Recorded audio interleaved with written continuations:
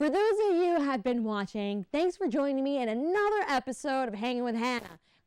You know, I'm Hannah, hence why you're hanging with Hannah.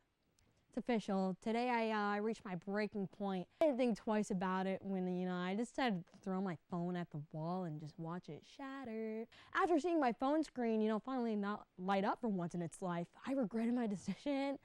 But here's the thing.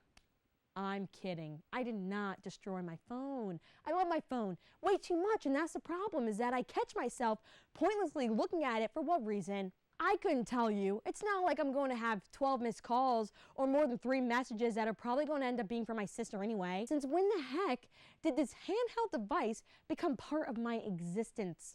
I remember being a kid and my cousins and I were kicked out of the house once the sun came out. And this is summer, of course, I'm talking about. We raised a bunch of mischief. Now I don't even know what kids do because I never see them doing anything. Like, what the f is this world turning into, you guys? You know, way back when, in the 70s, Billy met Sally because they had nothing to do before class, but look at the clock. So you know what they did? Well, they started a conversation with each other.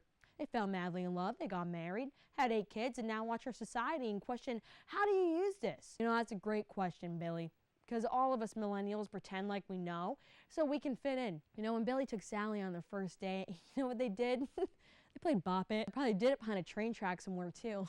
Ask kids what a Bop It is nowadays, they wouldn't even understand the concept. Billy and Sally have been married all these years because they were able to bond.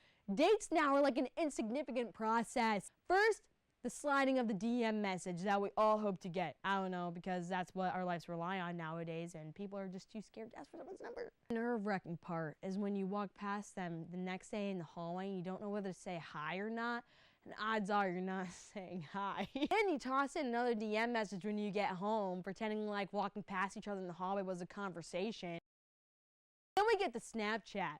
Yeah, that's when things get good, right? Next thing you know, we're Netflix and chilling, and then he or she doesn't answer you back the next day, and you're all butthurt. And the process repeats with the next suspect. Fact of the matter is, we allow ourselves to knowingly take steps to a failure in a relationship.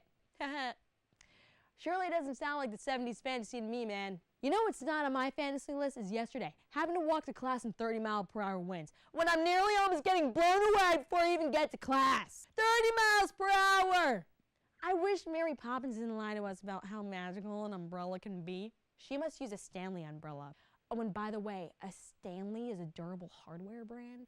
I get an umbrella from Walmart and this wind would have it inside out real quick. It'd be pretty cool if we can walk out the front door, just deploy the umbrella and have the wind just swoop us up in the air and drop us off to our class. I now need to end the show to go purchase an umbrella. Something I said I would do like 3 years ago now. After proposing the fantasy, I'm kind of obligated to buy one, don't you think? Below the video, feel free to leave comments of a childhood memory you have, or maybe a date that went horribly wrong, because I want you guys to know we are all in this game of life together. All right, guys, well, listen, the next Hanging with Hannah is coming up next Monday, so I'll be sure to see you then. You'll see me then, because you're staring at me and I'm just staring at a camera with empty space behind it.